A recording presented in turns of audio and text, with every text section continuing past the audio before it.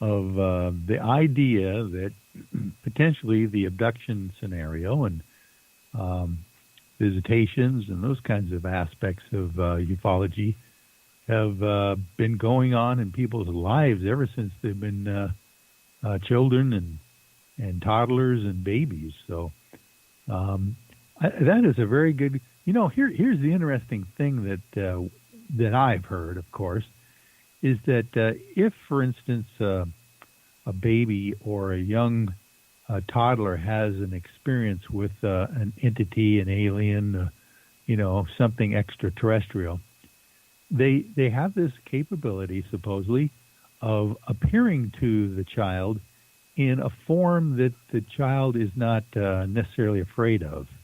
We've heard of the clown thing, the rabbits. The Yeah, I'm various about to say, yeah, that's most common is deer and owls. yeah, with the big eyes, kind of a Yeah, thing. they can't You're they right. can't hide the eyes.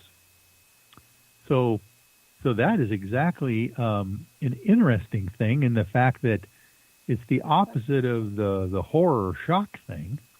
But the underlying trauma, I believe, probably is still there because when you regress some of these contactees or experiencers, they might be very well freaked out by the fact that this thing that they saw as a child that they thought was a playful entity or something was maybe something different than what they thought. So that is a fascinating subject all in itself.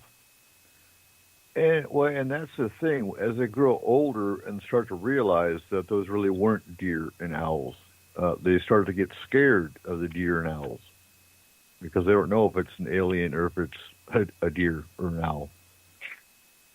Yeah, and I would think Francie would have some input on that as well. The fact that some people have this kind of fear of some animal or something that doesn't seem to correspond with the reality. I mean, if someone's afraid of bunny rabbits for some reason, that kind of a thing might have some kind of a red flag to a potential event when in their life.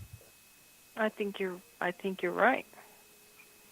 Entirely possible, but I would also add it could be a past life, some residual from a past life kind of thing, also.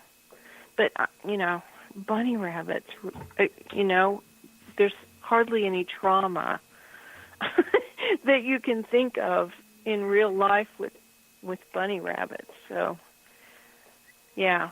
Or Good chickens. point. Say what? Or chickens. I have a friend that's scared to death of chickens, and I just can't figure that one out.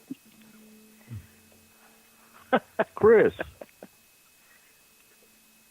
are you still Yes. with us, Chris? Oh, So yeah, I'm what's just your, listening. so dealing with the cases we deal with, what's your thoughts on children in paranormal? So many thoughts.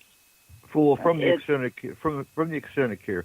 So with extended care, usually we can't work directly with the kids. We usually teach the parents how to ground and shield, and they relay it to their kids because they can work with them the most or the easiest, and that's where Right. Haley comes in. But what is your input as far as from the extended care side of this team working with kids? I haven't really worked with kids. I work more so with the mothers, Mm-hmm. and it's a challenge because you've got the mothers that are so protective of their children, and even though they go through the trauma of a paranormal experience, it almost doubles it, if that makes sense, because of the fear for their children. So it makes them doubly anxious, and it's a little bit harder to, you take more time, you have to do more explanation, and first of all, you have to calm them down. I think that's the first issue that you have to get over, that as myself as an EC rep to get them over or to get them to deal with is the fear, because it's not only for themselves as the mother, but their fear for their child doubles it. And it just takes a little bit of extra work and more compassion. You have to use a lot more compassion, a lot more understanding, a lot more patience. So it's just a little bit more in depth. But Haley is the one that would work with the kids. But I think the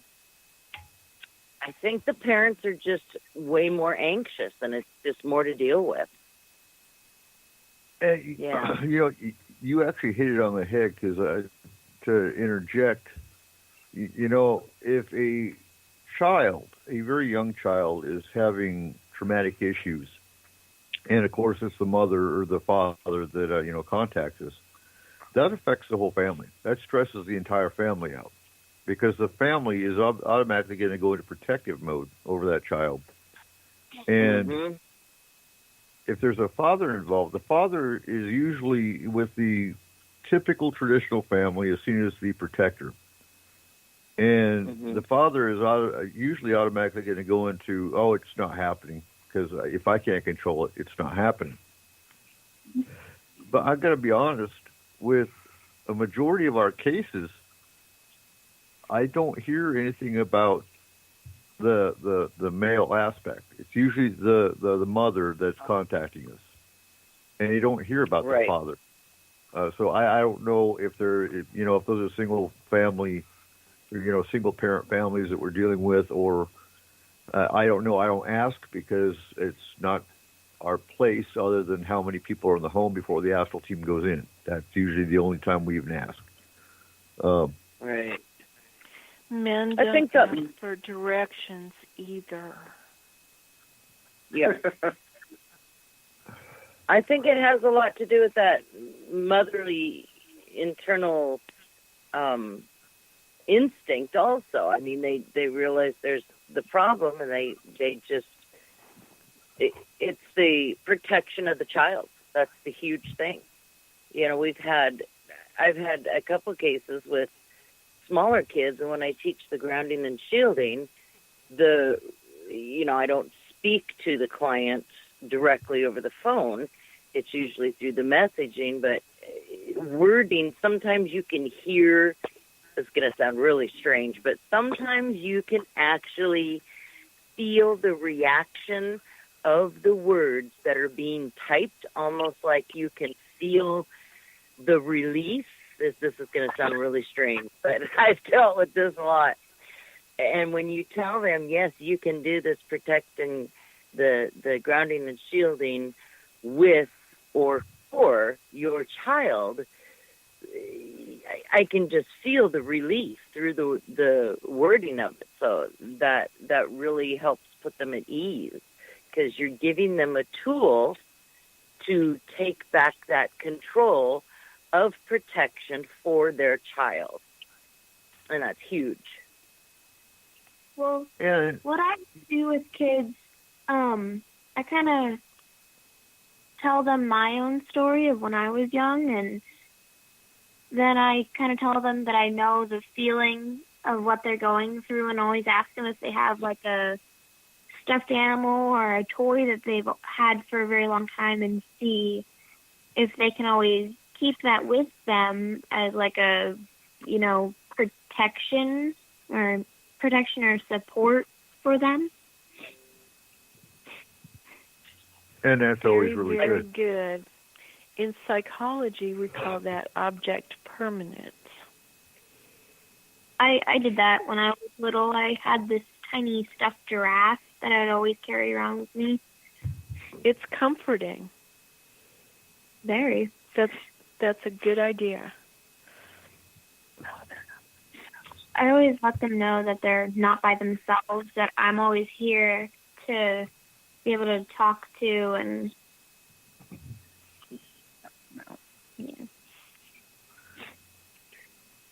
And when it comes to, you have to use a very mild when it comes to stones for protection, with children you have to use a very mild stone, and usually I recommend rose quartz.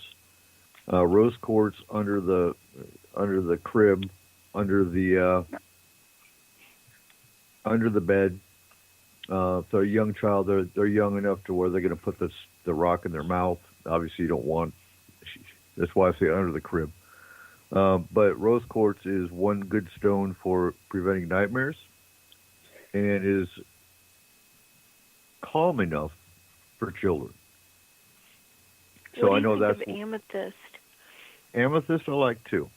For That's what children. Haley's always used. That's the other one. Okay. That's the other one.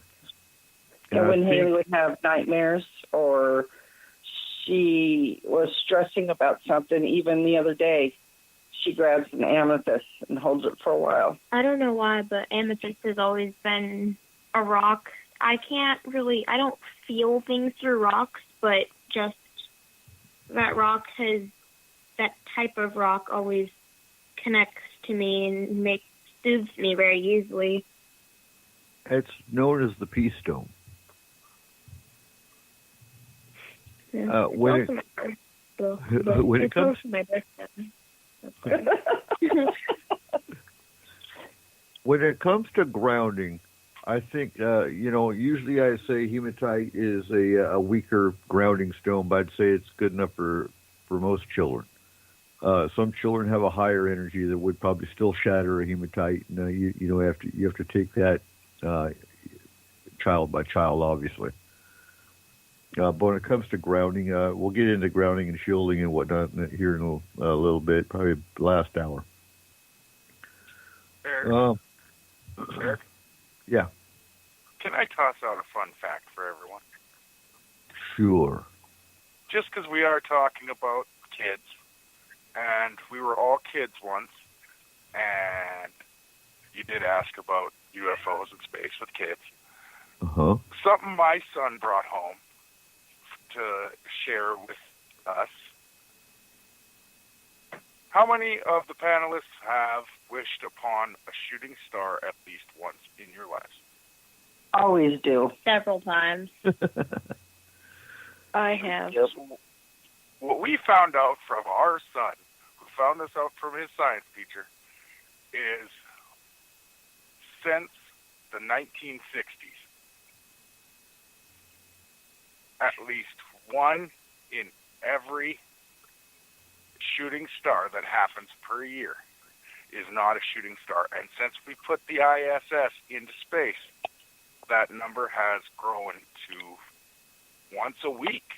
A shooting star that we see on Earth is not a shooting star.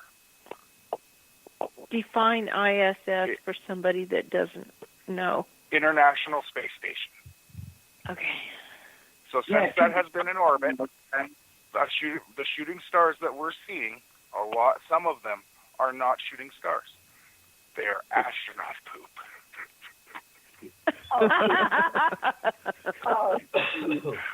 Oh, wow. So sometimes when you wish on a shooting star, guess what? You're not wishing on a shooting star. You're wishing on a piece of poop. How big are they? They actually don't have, because of the burning point of excrement and the fact that it is already frozen from the vacuum of space, it takes a long time to actually burn up in our atmosphere. Oh, my goodness. So that's the And I actually, Ew. so when he told me this, I was like, no, you are full of it.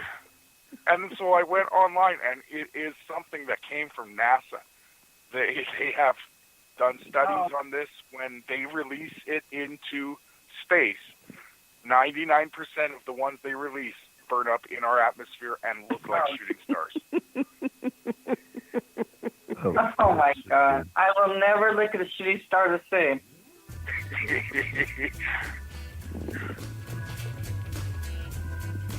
All right, 2-minute break, guys.